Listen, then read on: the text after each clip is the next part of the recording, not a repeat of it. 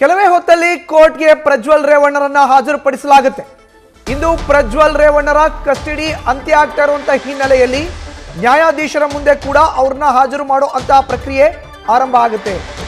ಇಂದು Prajwal ರೇವಣ್ಣರ custody ಅಂತ್ಯ ಆಗ್ತಾ ಇದೆ. ಈ ಹಿನ್ನೆಲೆಯಲ್ಲಿ ಜಡ್ಜ್ ಮುಂದೆ ಹಾಜರುಪಡಿಸಲಿಕ್ಕೆ ಎಲ್ಲಾ ಸಿದ್ಧತೆಗಳು ಆಗ್ತಾ ಇದೆ. ಬಸವನಗುಡಿ ಮನೆಯಲ್ಲಿ ಪ್ರಜ್ವಲ್ ರೇವಣ್ಣ ಅವ್ರನ್ನ ಕರೆದುಕೊಂಡು ಹೋಗಿ ಸ್ಥಳ ಹಾಜರು ಮಾಡಲಾಗಿದೆ.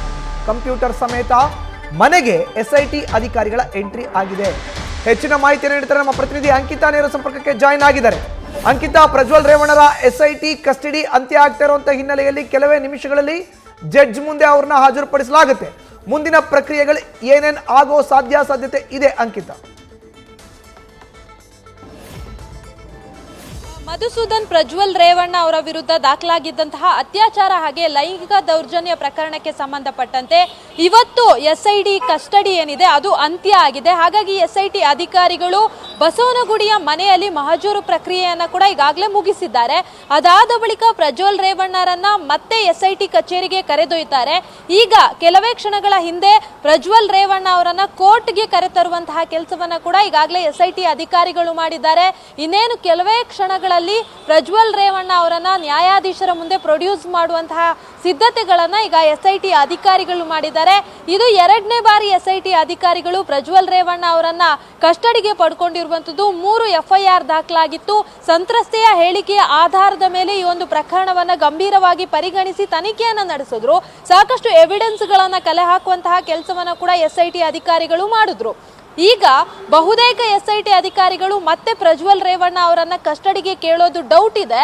ಎಲ್ಲಾ ರೀತಿಯ ಇನ್ವೆಸ್ಟಿಗೇಷನ್ ಅಂದ್ರೆ ತನಿಖೆ ಜೊತೆಗೆ ಸಾಕ್ಷಿಗಳನ್ನ ಕಲೆ ಹಾಕಿರುವಂತಹ ಹಿನ್ನೆಲೆಯಲ್ಲಿ ಇವತ್ತು ಪ್ರಜ್ವಲ್ ರೇವಣ್ಣ ಅವರಿಗೆ ಬಹುತೇಕ ಜೈಲೇ ಫಿಕ್ಸ್ ಅನ್ನೋ ನಿಟ್ಟಿನಲ್ಲಿ ಈಗಾಗಲೇ ಮಾತುಕತೆ ಕೂಡ ಮಾಡ್ತಾ ಇರುವಂತದ್ದು. ಅದನ್ನ ಹೊರತುಪಡಿಸಿ ನ್ಯಾಯಾಧೀಶರ ಮುಂದೆ ಪ್ರೊಡ್ಯೂಸ್ ಮಾಡುವಂತಹ ಸಂದರ್ಭದಲ್ಲಿ ಅಲ್ಲಿ ಸಲ್ಲಿಸೋದಕ್ಕೆ ಸಾಕಷ್ಟು ಎವಿಡೆನ್ಸ್ ಗಳನ್ನ ಕೂಡ ಈಗಾಗಲೇ ಅಧಿಕಾರಿಗಳು ರೆಡಿ ಮಾಡ್ಕೊಂಡಿದ್ದಾರೆ. ಇವತ್ತು ಬಸವನಗುಡಿಯಲ್ಲಿ ಏನು ಸ್ಥಳ ಮಹಜರು ಮಾಡಿದ್ರು, ಆ ಸಂದರ್ಭದಲ್ಲೂ ಕೂಡ ಕಂಪ್ಯೂಟರ್ ಅನ್ನ ಕೂಡ ಅಲ್ಲಿ ತರಿಸ್ಕೊಂಡು ಆರೋಪಿಯ ಹೇಳಿಕೆಯನ್ನ ದಾಖಲಿಸುವಂತಹ ಕೆಲಸವನ್ನ ಕೂಡ ಮಾಡಿದ್ರು. ಅಂದ್ರೆ ಬರವಣಿಗೆಯ ಮೂಲಕ ಆ ಒಂದು ಹೇಳಿಕೆಯನ್ನ ದಾಖಲಿಸಿಕೊಳ್ಳುವಂತಹ ಕೆಲಸವನ್ನ ಕೂಡ ಮಾಡಿದ್ರು.